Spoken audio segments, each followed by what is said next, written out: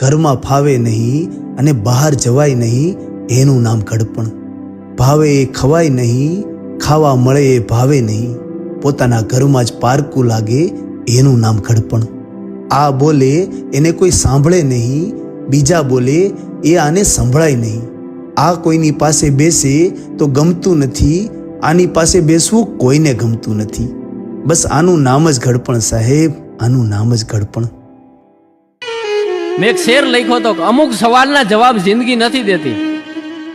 જિંદગી માણસને અમુક સવાલના જવાબ નથી દેતી અને અમુક માથા ફરેલ માણસો એને જીવીને દેખાડી દે છે કે આમ જીવાય. જિંદગીથી મોટા માણસ હોય આ ધરતી ઉપર, સૃષ્ટિ આનું ઋણ માણસ ન ચૂકવી શકે.